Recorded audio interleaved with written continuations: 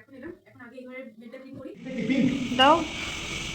বেশ অনেক কটা দিন আমাদেরকে আজকে রোদ পেয়েছি বলে করে নিলাম। আর প্রত্যেকটা দিন এই জানলার সামনে তো সকালবেলা রোদ থাকে, সময় যত চলে এসেছি বাইরে, মামা টোটো রাখতে গেছে।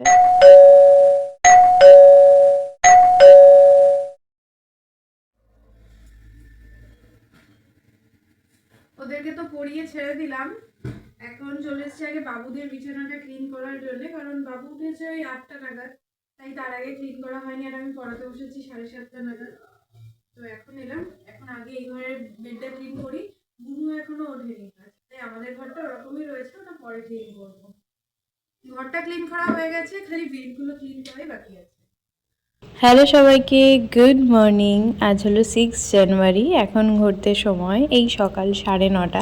ওদেরকে টাইম মতন পড়িয়ে ছেড়ে দিয়েছি, কারণ এখন যেহেতু নতুন স্কুল যাবে আর ঠান্ডা ঠান্ডা, সব কাজে একটু টাইম লাগবে, তাই টাইম মতন ওদেরকে ছেড়ে দিয়ে চলে এলাম আমাদের এই ঘরের বেডটা ক্লিন করার জন্যে। ছোটোবেলায় না আমরা একটা লেপে শুতাম, আমি আর দিদি। তখন কি হতো, আমি ধরো ঠান্ডা লাগছে, পুরো লেপটা টান দিলাম, বা দিদির ঠান্ডা লাগছে, দিদি লেপটা পুরো টান দিল। আমাদের ওই ঘরের যে বড় খাটটা আছে, ওই খাটে আমরা দুজন শুতাম। অনেকটা জায়গা ফাঁকা থাকতো, গড়াতে গড়াতে একদিকে চলে যেতাম, কি লেপটা টান দিতাম। দিদি টান দিলে আমি ফাঁকা পড়ে থাকতাম, আর আমি টান দিলে ও ফাঁকা পড়ে থাকতো। তো এই জিনিসটা বেশ অনেক কদিন চলার পর বাবু কি করেছে, বাবু দুজনের জন্য দুটো সিঙ্গেল বেডের থেকে একটু বড় সাইজের লেপ বানিয়েছে। তো তার জন্য আমাদের বাড়িতে লেপের সংখ্যা বেশ একটু বেশিই আছে। সমস্যা হবে না আমাদের বাড়িতে শীতে যদি কেউ আসে, কিন্তু আমাদের বাড়িতে শীতে সেরকম কেউ আসে না রাতে থাকার জন্যে। তো যাই হোক, সেই লেপগুলোকেই বার করা হয়েছে। এবছর প্রথমে তো দুটো লেপ একটা কম্বল বার করা হয়েছিল, তো তারপর এখন ভাবা হচ্ছে আরও একটা লেপ বার করা হবে, কারণ কম্বলটা যে কভারটা পরানো হয়েছে সেটা না ছোট হয়ে যাচ্ছে, আর সেই জন্য লেপটা মানে কম্বলটা পুরো গুটিয়ে যাচ্ছে। তাই ভাবছি আর একটা লেপ বার করব কি বার করব না। আসলে এই শীতকাল পড়লে যখন দিদির বিয়ের পর থেকে লেপ বার করা হয় না এই দুটো করে, তখন ওর কথা আমার ভীষণ মনে পড়ে, যে মানে এই লেপ নিয়ে কত কিছুই না আমরা করেছি। তো সেই জন্যই তোমাদের সাথে আজকে এই লেপের গল্পটা শেয়ার করলাম। ঘুরতে এখন সময় 11:10 হয়েছে। ওদের তো পড়ি অনেকক্ষণ আগে ছেড়ে দিয়েছি, সকালে খাওয়া দাওয়া হয়ে গেছে। এই ড্রয়িং রুমটা মানে আমাদের করে একটু গুছিয়ে নিয়েছে, আর তার মধ্যে মা অনেক কিছু কাচাকুচি করেছে, একটু রোদ উঠেছে বলে। তো এগুলো যাবো এখন রোদে মেলতে, আর তার সাথে আমার ঘরের রং অর্ধেক হয়ে গেছে। চলো তোমাদের সাথে আগে শেয়ার করে নিই সেটা।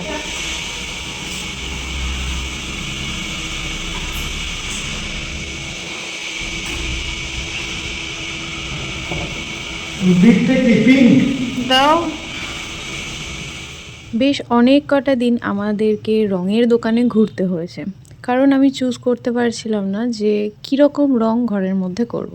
শুধু একটা জিনিস মাথার মধ্যে ঘুরছিল যে কোনো ডিপ কালার করব না ঘরের মধ্যে, কারণ আমাদের নিচের ঘরের একটা দেয়াল অরেঞ্জ আছে, তার সাথে গ্রিনও আছে। তো সেই কারণের জন্য আমি চেয়েছিলাম একদম হালকা, নিচের কালারগুলো একটু বেশি ডিপ ডিপ আছে, খুব একটা বেশি ডিপ নেই, লাল হলুদ নীল নেই, কিন্তু তাও ডিপ আছে। তাই আমি ভেবেছিলাম ওপরের ঘরের রঙটা একটু হালকার মধ্যে রাখবো।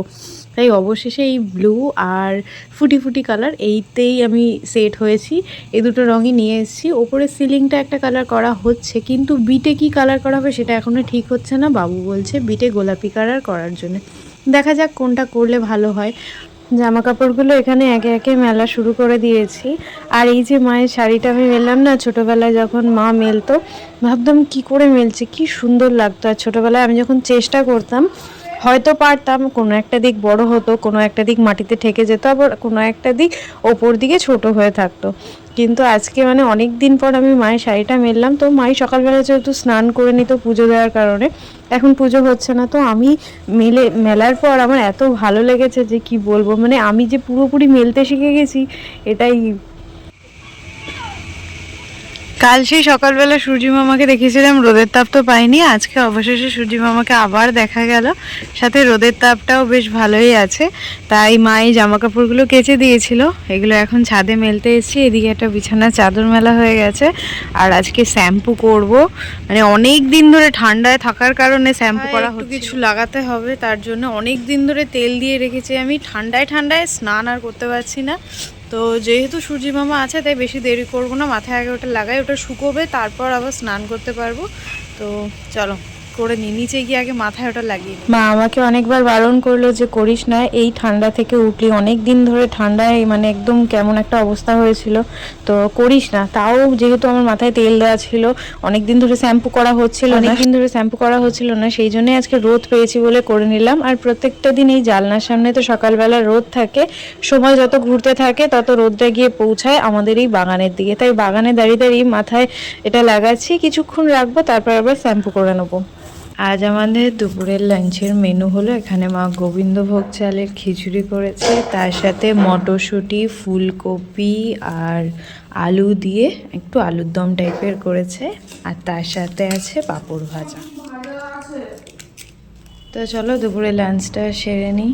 এখানে বুনুর বেড়েছে, ওখানে মায়ের বেড়েছে, বাবুর খাওয়া হয়ে গেছে, আর এখন ঘড়িতে সময় অনেকটা বেশি হয়ে গেছে, আর বকবক করবো না, খাওয়া দাওয়াটা করে। শ্যাম্পু করার পর থেকে আমার অবস্থা খারাপ হয়ে গেছে, আমার শরীর এত খারাপ লাগছিল যে বসে খাবো সেটাই পারছিলাম না, তাও কোনো মতে বসেছি। মা আজকে খিচুড়ি করেছিল, গরম গরম খিচুড়ি, তোমাদের তো দেখালাম, আর তার সাথে করেছিল তরকারি, পাঁপড় ভাজা। এটা খেতে বসে আমার এতটা পরিমাণে দিদার কথা মনে পড়ছিল, কেন কি দিদা বাড়িতে খিচুড়ি করা হয় না, অনেকেই খায় না, সেই জন্য মামি করে না, কিন্তু দিদা আমার খিচুড়ি খেতে ভীষণ ভালোবাসে, তাই এখন দিদা এতটাই বয়স হয়ে গেছে, মা ডাকলে হয়তো দিদা আসতে পারবে না হট করে, এই মাকে বললাম তুমি যাও দিদাকে দিয়ে আসো। এখনও দেখো ধোয়া উঠছে খিচুড়ি থেকে, খিচুড়িটা যা দারুণ হয়েছিল। তো ওই যে মাকে একবার বলেছি তুমি যাও, আর মা যাবে মানে মাকে তো আমাকে নিয়ে যেতেই হবে, তাই একদম শীতের সব রকম ব্যবস্থা করে নিয়ে এখানে রেডি হচ্ছি বেরোবো বলে। চলে এসেছি তো দিদা বাড়ি, এখানে এসে আমার শরীরটা হঠাৎ ভীষণ খারাপ লাগছে, তো তাই খুব একটা বেশি বসবো না, এখানে চলে এসেছি বাইরে, মামা টোটো রাখতে গেছে। আর এই যে যখনই আমরা দিদা বাড়ি আসবো, ফেরার পথে দিদা বাইরে এসে দাঁড়াবেই, তাতে দিদা যাই হোক না কেন। তো দিদাকে টাটা করে এখন আমরা বাড়ি ফেরার কথা।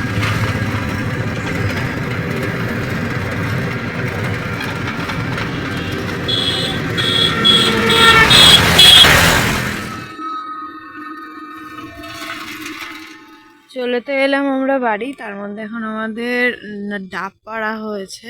আগের দিন দেখালাম ডাব পাড়া হচ্ছিল, সেদিন সন্ধ্যা হয়ে গেছে বলে এদিকের দুটো নারকেল গাছে আর ওঠা হয়নি, সেই গাছ দুটোতে এখন উঠেছে ডাব পাড়তে। আর আগের দিন তো এখানে সরস্বতী পুজোর প্যান্ডেল, মানে স্টুডেন্টের কথায় গেস করে, তো হ্যাঁ এটা মানে এখন দেখে দেখে বুঝতে পারছি, কারণ প্রত্যেকটা দিন সন্ধে হলে এখানে কিচিরমিচির আওয়াজ পাই, তো লাইটও জ্বলে।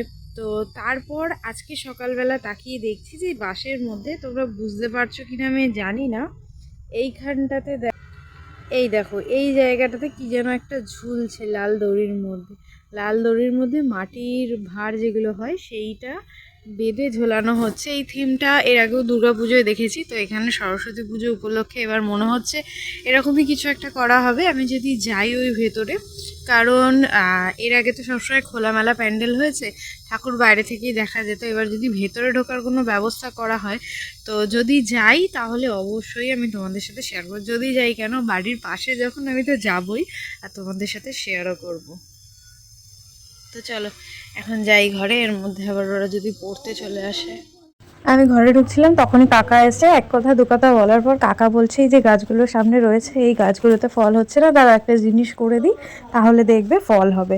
তো সেটাই এখানে কাকা করছে, জানি না ছুরি দিয়ে গাছের ভেতরে কিছু একটা কাটাকুটি করছে, তো দেখে নিই যদি সত্যি কিছু কাজ হয় তাহলে অবশ্যই পরে তোমাদের সাথে কাকা কি কি করেছে সেটা পুরোপুরি অন্য কোনো ভিডিও শেয়ার করব। কি করছে সেটা এখন তোমাদের আমি দেখাই, কিন্তু আমি পুরোটা বলতে পারছি না যে কিভাবে কি করছে।